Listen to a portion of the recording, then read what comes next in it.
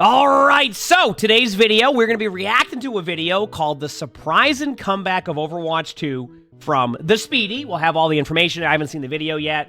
All their information will be in the description, so make sure to check them out. Sure, it's an awesome video. Seems to have a good vibe to it, so we'll see how it is. All right, now, first of all, I do want to point out this video was made a little bit before the release of Rivals, so there'll be a little bit of like, oh, the surprise and comeback. What do you mean? Have you seen that?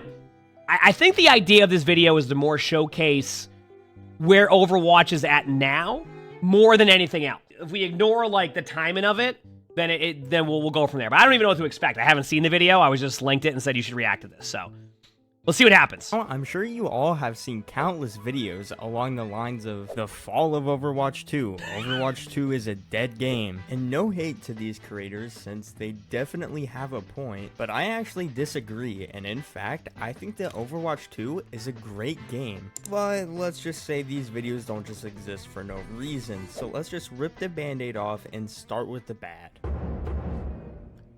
Also, I really do think, okay, I already see what the first chapter is here on this video. I love starting with this because sometimes when you go in there, people are going to be like, oh yeah, but like, what about this? The idea here is it's showing them that this has happened. This is why people are frustrated, and this is why people are valid in being frustrated. Does that make sense? That's something I've actually learned over reacting videos is that I also need to take into account multiple points. So like, why I believe this is my point on something, I also think it's important at time for me to realize that, like, while that's how I feel with a point, doesn't necessarily mean that someone else feels that same way. Like, they may feel more slighted by, you know, the broken promises, etc. Right? And I can't that I can't take away. Right? So it's good to I like to start here. In 2019, Blizzard announced their sequel to their hit game Overwatch, which even managed to win Game of the Year back in 2016, with the focus of the second game being based on highly replayable PvE missions. Yes, that's right, a whole story campaign based on expanding the lore of the characters and the game, with skill trees on top of the already enjoyable PvP experience. And this made existing Overwatch fans super excited. Even people who weren't fans of Overwatch were looking forward to this. In a game with such a diverse cast of well-written characters, it is clear to see why people were so excited for this. After being announced, Blizzard made the decision to stop development and support for Overwatch 1 to help develop Overwatch 2, which was definitely met with mixed reactions from the community. And after the final character of Overwatch 1's lifespan. Just so you know, by the way, this video we're watching is supposed to be more of a positive vibe. Just to point that out. This is not meant to be like, oh, this game sucks, like all this. The video is literally meant to be more of a positive vibe. But what I think is important about the video is also showing some of the issues the game has gone through to understand why people feel the way that they're feeling about Overwatch. Does that make sense? So it's an important piece to a video. It's good to, it's really good to kind of put that out there. I think that's important. Echo was released in 2020 and left many fans wondering what was next. And with no clear release date of the sequel in sight, it was the lowest Overwatch had ever been. And fast forward past a few beta tests and oh yeah, I'm gonna pause now because people always be like, hey, like, you know, Overwatch and Rivals. First of all, just to reiterate, if you haven't heard me on Rivals and Overwatch, I like both games. I've had fun on both. They're both enjoyable to me. I'm not gonna be one to sit here and tell you like, oh, you only gotta play this game. I have fun with them, just to make that clear. I mean, most people who watch the stream know that's where I'm at, but I don't tweet a ton, or I don't, you know, haven't made many videos on it, but just to kind of make that part clear. Now, to kind of go to this now, though, and talk about a little bit about, like, when people mention, like, oh, like, but everybody's, like, doing Rivals, and, like, is Overwatch dead, etc. Listen, I got to play Overwatch where you would consider it, like, at its lowest point of Overwatch 1, where there was nothing happening in the game. There was no balance. There was barely patches. It was literally nothing happening. That was Overwatch at its, like... And then I think this is being alluded to right here before the beta. That's when Overwatch was kind of like, we're waiting for, you know what I mean? So, anyway. Here we are. It's October 2022 and Overwatch 2 was just released to the public. But there was one big issue. The PvE still had yet to release. It was only a standalone PvP experience with new maps, heroes, reworks, and the switch to 5v5. but it still left most people asking, where's the PvE and what's even different about the game? But besides the removal of several features and an egregious monetization system in the shop, it was still safe to say that Overwatch had recovered from its drought of Overwatch 1. And with everybody waiting along for the ride for the PvE to release, Overwatch had felt the most exciting it had ever felt for a while. But all good things come to an end as the seasons went on. Just to point out, the launch was really cool. I mean, people were excited. The problem, what was the major problem with launch though, by the way? One of the things I will say that was a problem with the launch was that it was so bare bones. Like it missed so many features. It didn't have a bunch of stuff because clearly they were basically told, get this game out now. That's what happened. The launch was fun and it was hype, but like it was the features, if you looked at Overwatch 2 right now from the launch of Overwatch like 2 years ago to now, it's like night and day. There's so much more stuff, which is why I think this video will probably explain that more, but yeah. Player count was dropping until we got this heartbreaking announcement that changed everything. I remember this. On May 16th of 2023, Jared Noose said this. With everything we've learned about what it takes to operate this game at the level that you deserve, it's clear that we can't deliver on that original vision for PvE that was shown in 2019. What that means is that we won't be delivering that dedicated hero mode with talent trees, that long-term power progression. Those things just aren't. Can I pause for 1 second, though, and say I love that they had a blur out his arcade machine in the back line? What arcade machine is that? Is that bad that I'm just looking at that and wonder what arcade machine that is that they had to blur out during the video? Like, not the YouTube video, but like during the recorded video they did of this. Our plans anymore. And with that, the hopes and dreams of Overwatch 2 were shattered as we know it. This was an absolute train wreck, and I think this is going down in the history of gaming forever. I do want to point something out here. There was 2 reasons why the reviews went this way. 1, exactly what we just watched a video on, and if people didn't know this, number 2, around the same time Overwatch wasn't in China anymore. They actually ended up basically having like a negotiation issue with the previous leadership. So this was a double whammy. You have people frustrated with like, wait, why isn't this here? And then on top of that, a whole country couldn't play the game because of a negotiation issue. Which actually, it's funny, I mentioned that in 1 month, it now returns back there after a 2-year hiatus. Over a 2-year hiatus. Yep, so there was a lot that happened with that at that time. But, once again, this comes down to the decision they made prior to that. Down in the history of gaming forever. I mean, this really was a tragedy. We wouldn't get hero talent trees or anything, even though we had a playable demo of this years ago before it had came out. But by the time Season 6 came out and they launched the shell of what the PvE was supposed to be, 3 missions for $15 that were very short and there was nothing of any substance to them. I myself had a very hard time getting through these missions. I mean, I played it on the hardest difficulty and it was just sitting there shooting an unkillable thing with so much health the whole time. It was so boring I could barely get through it. You see, I had a different experience. I had so much fun. Who in the chat here watched me, Seagull, Flats, and Karq try to beat this on Legendary? Like the hardest one, where we were trying to beat it on like the hardest mode. Like, do you remember how fun that was? That was a lot of fun, and I got excited. So personally for me, I like both PvE and PvP in games. Like if I play an MMO, I like the PvE more in MMOs, believe it or not. PvP is okay, it depends, but I like the PvE a lot in MMOs. So I'm like, I'm gonna have a way to play this game. I can do like hard challenges as we get more of this. I'm excited for this because like this is awesome, right? You remember this? We had a good time with this. We had such a fun, enjoyable experience. So, little side note, he mentioned like the talent tree stuff and all that. I still think with Junkenstein's lab, they have something there. I think on the PvP side of things, players would love to have more customization to their heroes, and those are the type of major changes that would make people want to give Overwatch a shot again, want to try, because now you can take your favorite heroes and expand on them.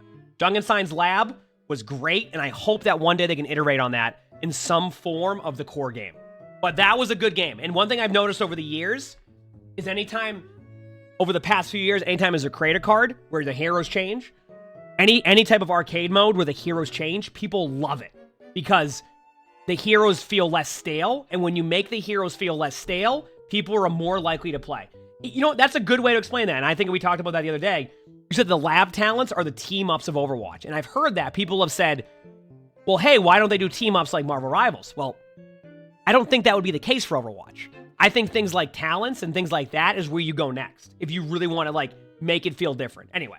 I could only name 2 actual good things about the PvE, and that is all the different interactions between the characters, because there are tons of voice lines here. And it is also kind of cool to see the maps like New Queen Street and see different areas of them, but these are the only 3 we got, and they're still pretty bad. So it's still a huge letdown, and one of the biggest letdowns in gaming. It was just so frustrating to see that even after all of the delays, all the hard work, killing Overwatch 1 for all these years, this was the reason this how all happened. This was the reason Overwatch died for years and years.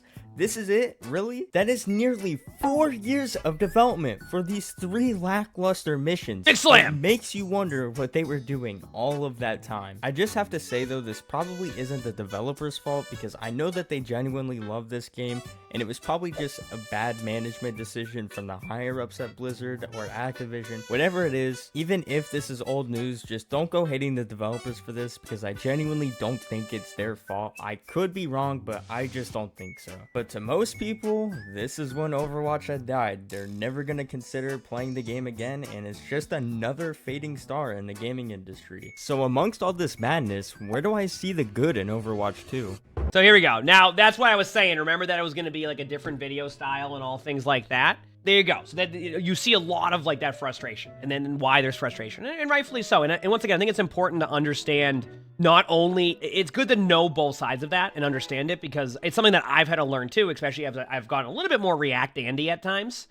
Even though like I feel like I enjoy Overwatch, I have fun, and like for example, I know like it's a way different dev team that made the decisions on that. That doesn't take away the frustrations from the players who are frustrated by what they did with that Overwatch 1 to Overwatch 2 thing. And that's something that, as a streamer, I also need to try to understand, and I'm getting better at that. I read feedback sometimes on, like, React videos, and how, like, I don't want to get so, like, I don't want to get in a bubble with things. I need to understand both sides of that coin, right?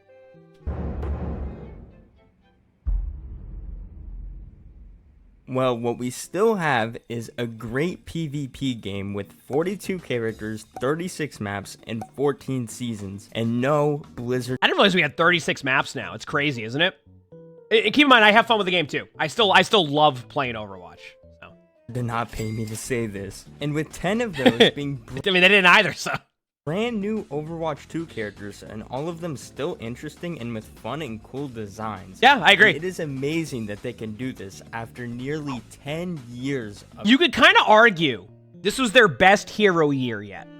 We had what? Venture, Juno, and Hazard? I would say that's probably their best year yet. That's a good sign of things to come, of like, if that's what their hero design's gone. They're very unique heroes. They don't feel like they really like fit a certain niche. They're just like their own heroes, and they're fun. I think that's, you could argue that. Like it's you said Spile did a video. That's awesome. Yeah, I mean that's good. That's glad to hear that's like an aligned like thought process with that. So yeah. Do we count reworks? Did you think Sombra's rework drags the average quality down some? No, I wouldn't count reworks. I think that's going to be a different scenario. Anyway, sorry, I just want to point that out.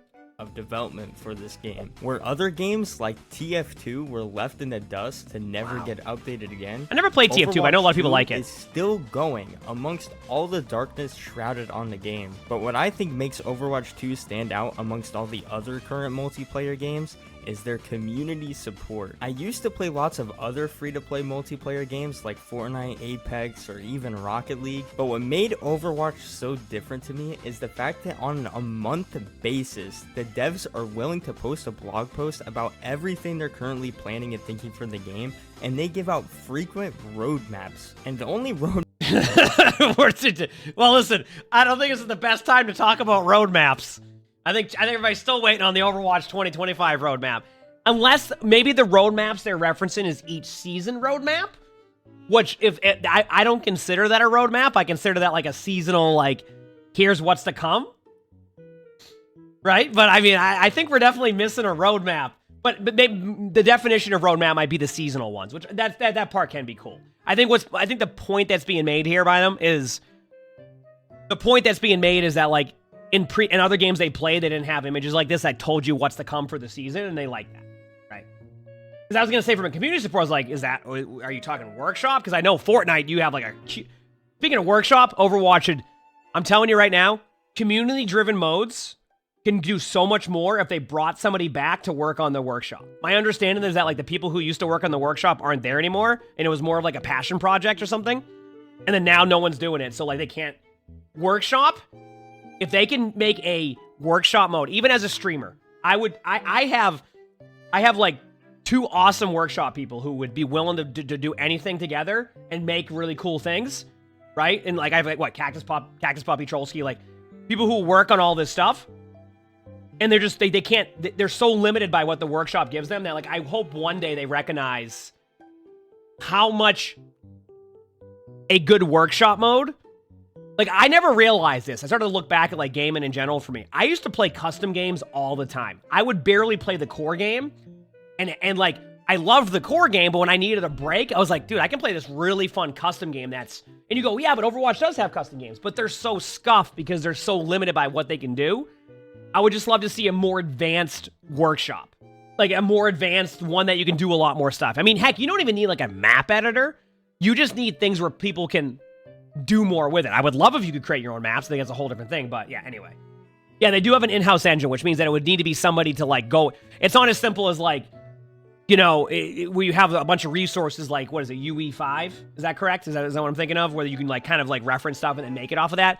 Overwatch made their own engine, which also why at times it feels smooth, right? Because they made their own in-house engine. Anyway, let's continue on. One map I've ever seen Fortnite give out is this leaked one for the entirety of last year. And back when I used to love Apex so much and I played it all the time, there would never be any communication between the devs or the players, rarely at all. Although, didn't Apex have like a huge leak that happened at one point? Where somebody leaked like a 2-year schedule for them or something ridiculous? And of course... Although, hasn't Apex been having a ton of issues now? Overwatch is different than Fortnite and Apex, but where Fortnite has started to lose its identity a little bit over the years, and Apex is slowly falling down a deep, dark hole of monetization, which I think is way worse than Overwatch 2, by the way. Overwatch is still the same game that everybody... I mean, you say that about Apex, but what? They only charge, like, what, like $400 for, like, a death box? I mean, how much was it again? And yes, chat, when I say only 400, I'm obviously being a meme in that. How much was it again? It was like they did like a collaboration and it was like a death box for like, I can't remember what the price was. It was $300? Oh, that's nothing. Yeah, what do you mean? Yeah. A death box is like when you loot the bodies of somebody. So you don't even get, now in hindsight, you don't even get to really enjoy it because the other people that kill you get to enjoy it. Unless they make it for everybody else. Do they make the death box like the default for everybody? Or is it like just for you personally? How does that work? If you kill someone, it shows everyone? Okay. Point is that, yeah, I mean, even now with Rivals, I mean, haven't people started to deep dive the Rivals monetization, and it's very similar to Overwatch's, outside of you can't get, like, individual items? Is that correct? I could be wrong, so if I am wrong, let me know. But I'm pretty sure people started to deep dive, and it's actually, like, it's, like the same. Point being is that there's always going to be issues with that type of stuff.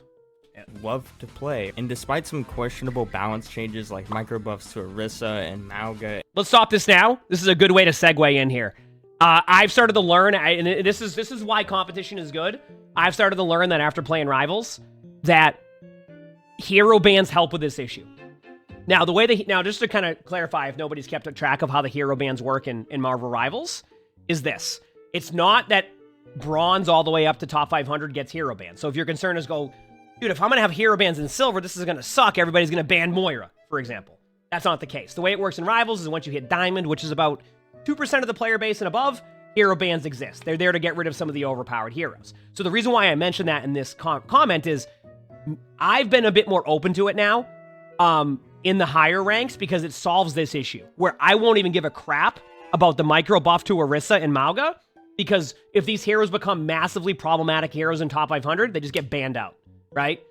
The reason why Orisa gets so many buffs is not because they're just doing it to piss people off. It's because Orisa literally has one of the worst win rates. And they want to make the hero at least playable for somebody just logging on to play for an hour. That allows for them to make heroes a little bit stronger if they want to for other ranks. And it allows for the players in top 500 to be like, I ain't dealing with how OP this character is. That hero is now banned. Right? Granted, it would need, one of the issues Rivals runs into is they don't have like a way to like show who's in the lobby. So like if you load in to a lobby and you have the proficiency for Psylocke or something, there's a chance they could just ban that based off of seeing you load into that, right? So they definitely need some type of like streamer mode or like can't show the players beforehand. But overall, yes. You says hero ban should be in all ranks. You feel bad for those metal rank players dealing with Hela and Hawkeye. Well, little side note on this one. I do think that when they eventually even out, like eventually like people start to get to their ranks, I think the Hela Hawkeyes won't be as much of an issue. The problem is there's so many new players playing the game that you'll have somebody of Eternal or One Above All, whatever they call it.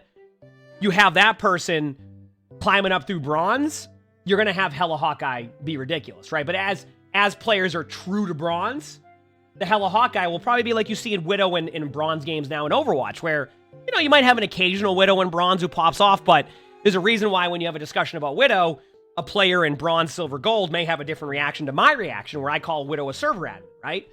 So I'm starting to learn that little things like this, the micro buffs, can be solved by just doing that same type of style, which I think would be worth trying to do that, right? So anyway, and they have a system where each team gets 2 bans and you can ban the same hero. So let's say that both people load into a game and they don't want to deal with Hela. Both teams could, in theory, ban Hela, and that will waste 1 ban slot for like one of the teams, right? So you kind of, there's a little bit of like things there. There's also a little bit of like, I've had experience in Rivals, by the way, where the other team will be like, hey, we got Hawkeye on the first one.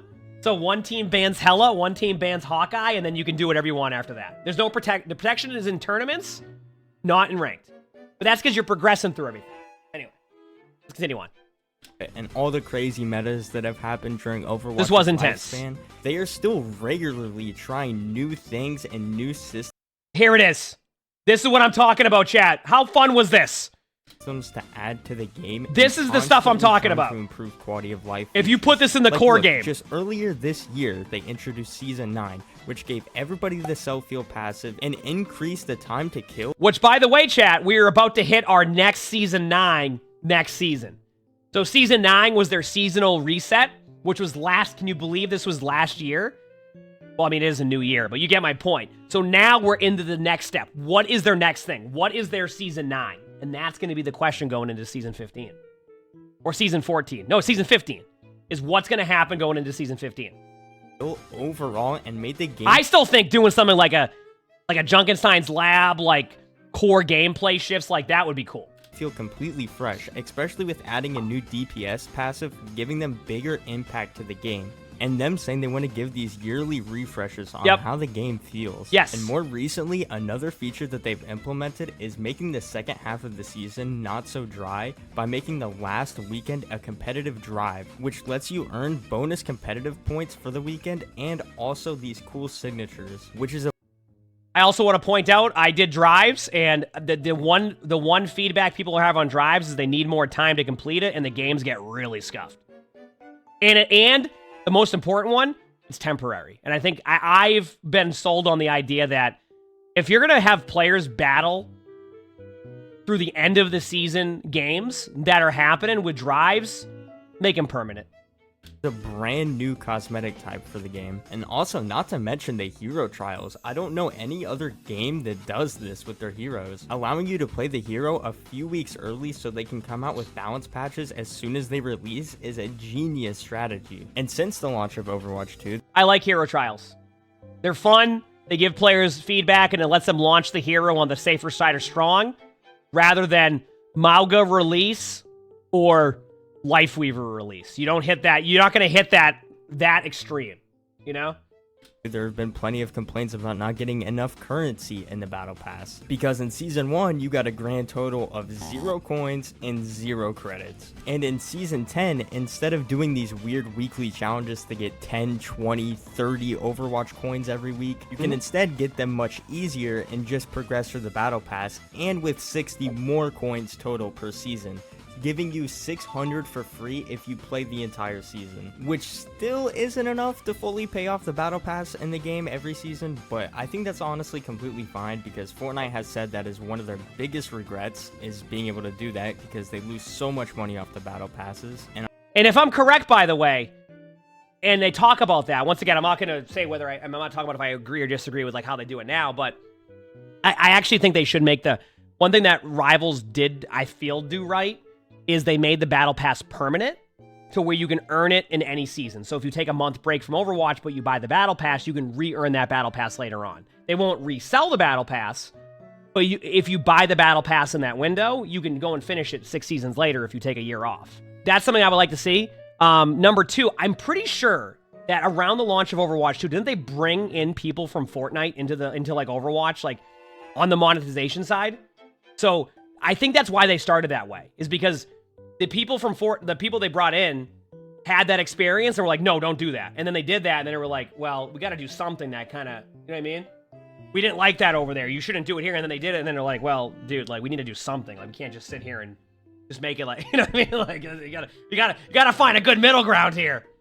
And honestly, Overwatch's Battle Pass is pretty good, and if you don't want to pay for it, you only have to play 2 seasons to get one for free. And keep in mind that each season is only 2 months long as well. And if you compare that to other games with 3-month-long seasons, you only get 300 free coins every season, meaning you would have to play 10.5 months of the game to get 1 Battle Pass for free. And I've seen some seasons of games go longer than 3 months, so that's being generous. And then you compare that to Overwatch 2, where you only need to play 4 months to get a... I mean, let's be honest. Overwatch 1 seasons were not really the same seasons they are from other games. Overwatch 1 seasons were just, oh, a new number, have fun.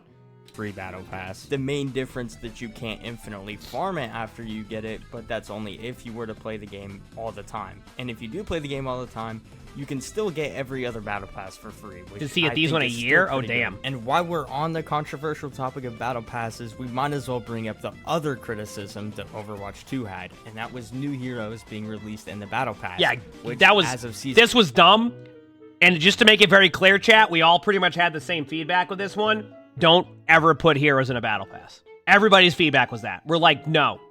And it wasn't until Malga, when they realized that the play-to-win concerns that we had finally happened. Where Malga was so damn good, they realized that if they ever release a hero at any strength, it is going to be pay-to-win. And that was where it was gone.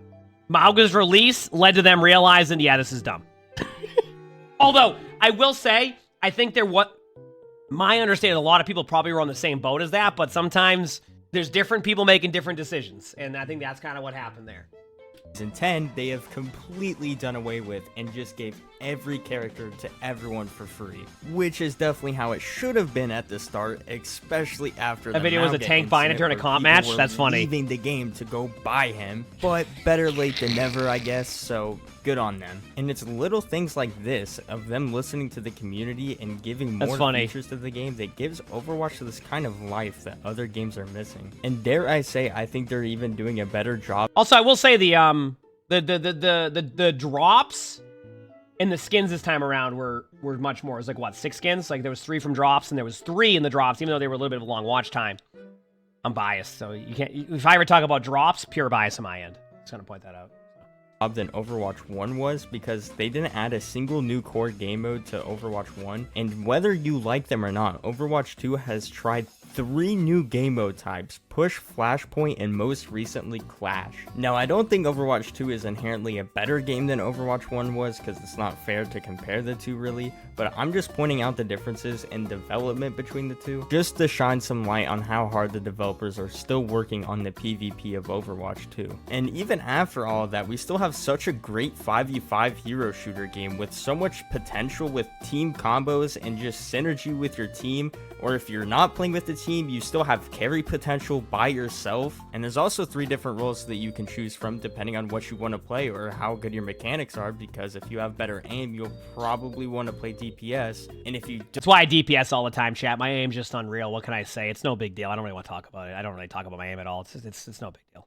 Don't have good mechanics, you'll probably play something like support if you're better at timing abilities, or if you have better leadership, you might want to go play tank. But the point is that every game that you play will feel different with so many maps and different hero combinations or different roles. There's so many different ways that make this game unique and exciting all the time. But in my opinion, one of the most important things that we still have with Overwatch 2 is these great content creators. Like, if it weren't for all these loyal creators that we still have, such as Flats, My Goat, Emongg... Do we tell them? No, we don't? Okay. Most important things that we still have with Overwatch 2 is these great content creators. I just gotta pause for for me. all these loyal creators that we still have, such as Flats, My Goat, Emongg. Yeah, I mean, I just, sometimes the ego just, what can I say? Just can't really. I had to pause for a second, stretch for a little bit. Oh, that's my channel. What a treat. SK, Frogger, Aspen, J3, Boger, like I can't even name all of them. There are so many that I didn't We're not going to tell them because I even mention. Like, shout out to these people for still giving love to a game that's hated by so many people and giving new and interesting ways for fans of the game to still enjoy it. And fun fact, if you didn't know, my channel's only about a month old and these people have given me big inspiration to Hey, start chat, you this know what to channel of do. my own. And I genuinely Sub look to up 'em. to them, so I just want to show my gratitude to these creators and also even the developers for just keeping the game that I love alive. And Hey. also a huge thing. You know what? Thank you to you making a really cool video for me to react to. This was really well done. So people, if you like this video, sub to it. I'll link it in the chat right after. Yeah. Great job. This has been a great video. Props to you. Thanks to you for watching this video and just listening to me yap about Overwatch.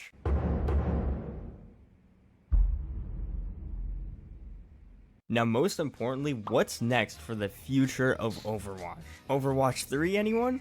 Yeah, no, I hope not. I hope so. Just for the Obviously, memes. Overwatch 2 No, is no, far definitely from a not. perfect game, but putting away the broken promises of the past of Overwatch, we still have a very promising future for this game. Now, do I think Overwatch can ever repair its reputation to the public? Yeah, probably not. It is too far gone in this hole, but you know what? There's still people who love this game. I'll give one take on that. Because that is a really good question. Listen, you want my take? If Overwatch 2, at the beginning of that launch, even when it was like bare bones without any of the stuff that they previously talked about, popped off as hard as it did, the one thing that I've seen with Overwatch, and this could be, obviously, there's bias here. People love Overwatch. They just want it to be in a spot where, like, they feel like they're getting back a lot of things to go with it. And what I mean by that is those core gameplay changes, the making the game feel fresh. And if you don't make changes and you just keep doing buy battle pass, rinse and repeat, people are going to go and try other stuff because, if in the free to play world, there's other games. And we've seen that with Rivals where people are like, okay, this is new and fresh and it's fun and I'm having a good time and I get to try all this stuff. So I would very much like to see, though that's what Overwatch needs to do next is like these core gameplay changes and these major shifts. So we'll see though. Yep.